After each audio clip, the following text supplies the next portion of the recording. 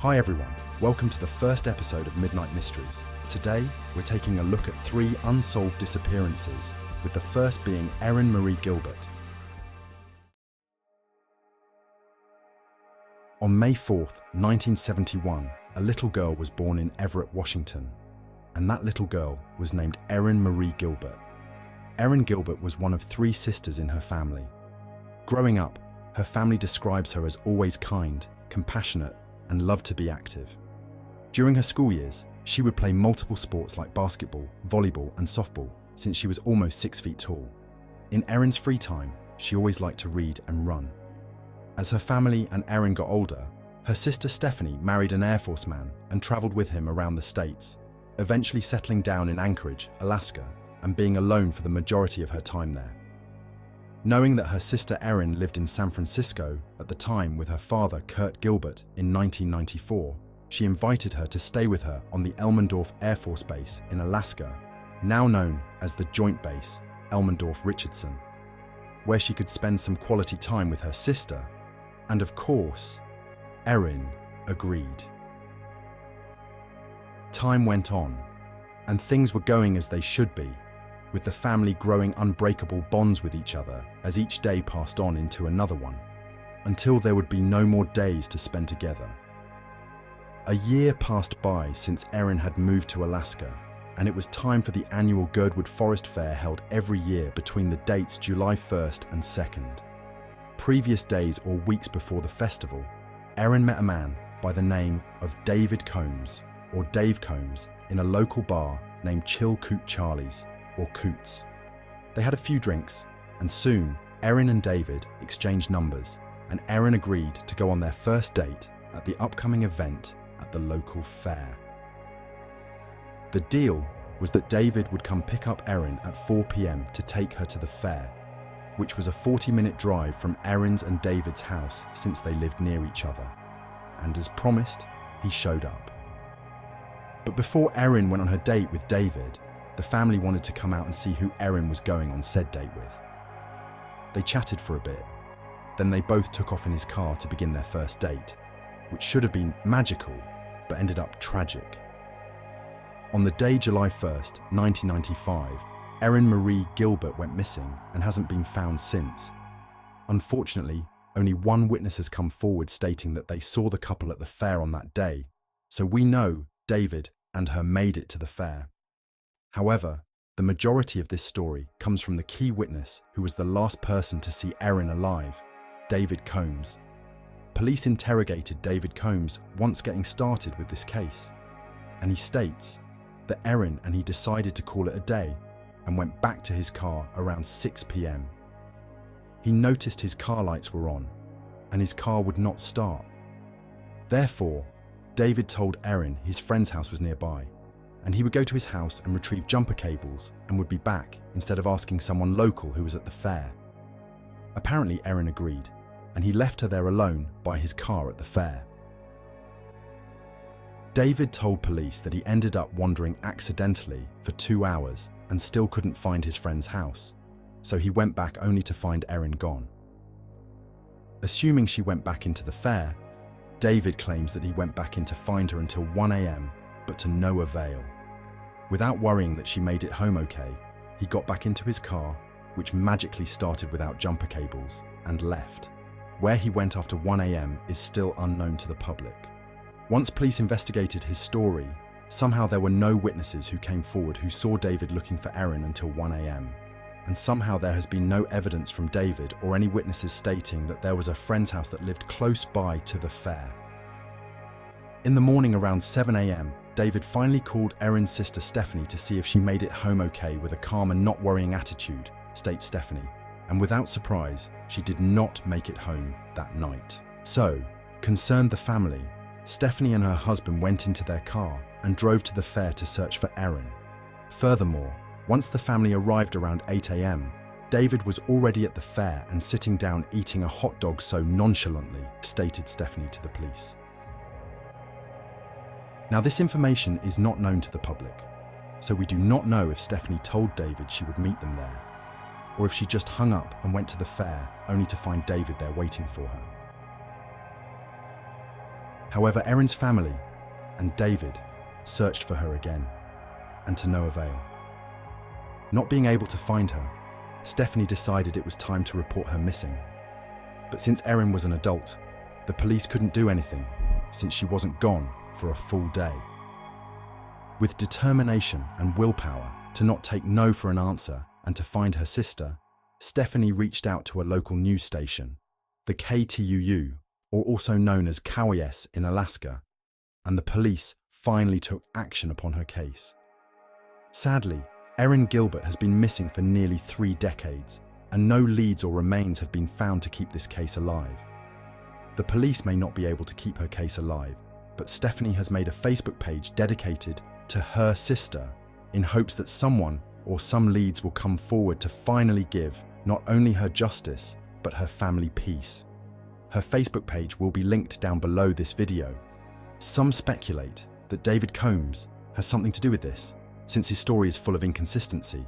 But others think, while waiting for David, Erin took matters into her own hands, and possibly either walked on her own, being so athletic, or took a ride from a total stranger either home, or to a nearby phone where she could call for Stephanie or her husband to come pick her up. Some others speculate that Erin and David were wrapping up their date at the fair, and David suggests going into the woods to have some alone time with Erin, and she agrees and goes into the woods only to either get accidentally killed or purposely killed and hid her body in the woods. Going the accidental route, say if David and Erin were walking and she accidentally fell and hit her head the wrong way and died, or say if he finally confessed he wanted to date her and she said no and they got into a scuffle out of anger and she accidentally died. If those things would happen, why wouldn't he say anything? Or is he scared no one would believe him and hid her body and made an elaborate story since he has a 13-hour time frame where his whereabouts are unaccounted for? Stephanie tells police that Erin wasn't really excited for this date and that David wasn't the man of her dreams. However, being a single woman in her 20s, Erin thought it would be nice to go explore the fair, even if it was with David. Making this accidental route less believable since she would not be willing to explore a relationship with David, especially if the date did not go well. Or going the intentional route, did he lure her into the woods, away from witnesses not only to get alone time with Erin, but to kill her and hide her body in Alaska's vast forests and mountains, near or somewhat far away from the fair? Since then, David Combs apparently still lives in the area and has no police record of anything other than traffic violations. Apparently, he doesn't talk about the case to anyone, at least not publicly. The police are trying to get him to cooperate with them again, but as of today, he still refuses to talk to the police about anything to do with this case.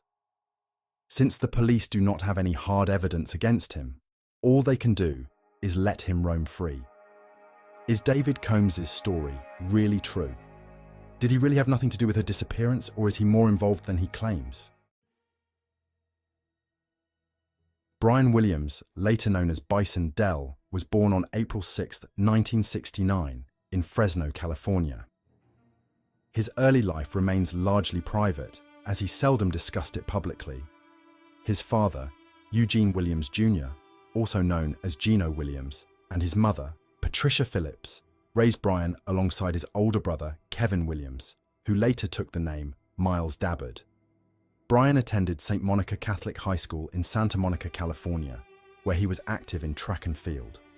During his junior high years at St. Monica's, his parents divorced, leading to his transfer to Bishop Gorman High School in Las Vegas, Nevada. It was here, following a significant growth spurt, that Brian began playing basketball, marking the start of his athletic career. After a season at the University of Maryland, Brian transferred to the University of Arizona, where he played for 2 seasons before being drafted by the Orlando Magic in the 1991 NBA draft.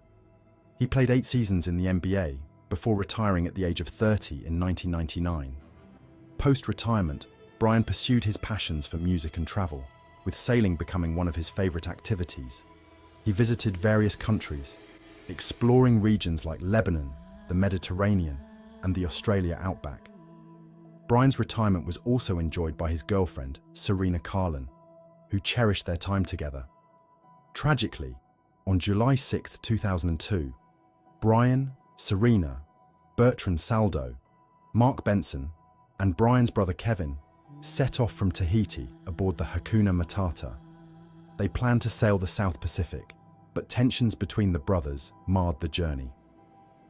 During a stopover on one of the islands, Mark Benson left the crew due to ongoing disputes.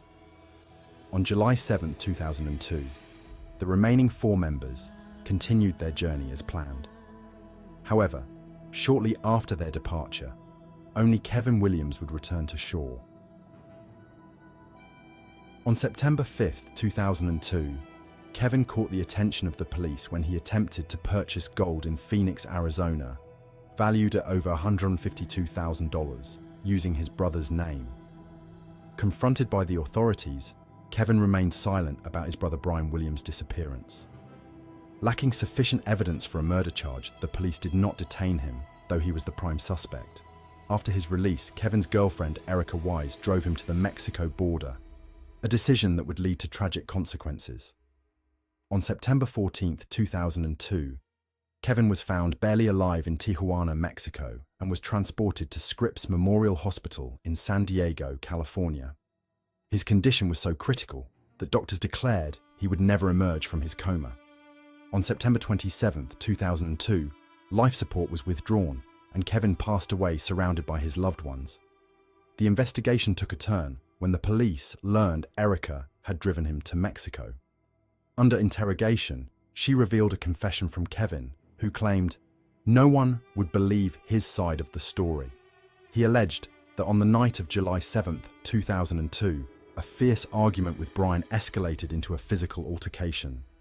During the scuffle, Serena was accidentally struck, hitting her head on the boat's edge and dying instantly. Witnessing the incident, Bertram wanted to report it, but in a panic, Kevin killed him and, claiming self-defense, also killed Brian, disposing of all the bodies at sea. Their bodies have not been recovered as of 2024. The case of Madeleine McCann's disappearance has become one of the most prominent missing person cases in modern history, drawing global attention and extensive media coverage. The incident began in 2007 when she disappeared from a holiday apartment in Portugal. And since then, the ongoing investigations and sustained public interest have sparked significant conversations about child safety, parental responsibility, and the complexities involved in high-profile cases. Madeleine McCann, born on May 12, 2003, in Leicester, England, was 3 years old when she went missing on the evening of May 3, 2007, during a family vacation in Portugal. Her parents, Kate and Jerry McCann, had left Madeleine and her siblings sleeping in their apartment while they dined at a nearby restaurant. Madeleine was reported missing around 10 p.m. on the night of her disappearance. Her parents had been dining approximately 55 meters away from their apartment, periodically checking on the children. It was during one of these checks that Kate McCann discovered Madeleine's absence, prompting an immediate search and a call to the authorities. The Portuguese police initially led the investigation, developing a theory that Madeleine might have died in the apartment and that her parents could have concealed her death. This hypothesis led to intense media scrutiny of the McCanns, overshadowing their efforts to mobilize support for finding Madeleine. The case has garnered immense media attention, becoming one of the most widely reported on missing person cases internationally. The McCanns have harnessed this attention to initiate extensive search operations and information appeals, reaching out to the public via social media and a dedicated website. Over time, various leads have been followed, with numerous sightings and suspects reported, including a German man, Christian Bruckner, who is facing a 15-year prison term for unrelated sex crimes that were alleged to have happened around the time of Madeleine's disappearance. Although Bruckner denies any involvement in the case of Madeleine McCann's disappearance in 2007. There has been a woman in 2024 claiming to be the missing child. However, pending a DNA test, this cannot be confirmed. Thank you all for watching, and please remember to check out the links below about the disappearances in today's video if you have any leads for any of the cases or are just curious about updates in the ongoing investigations. That's all for today. I will see you all in the next one.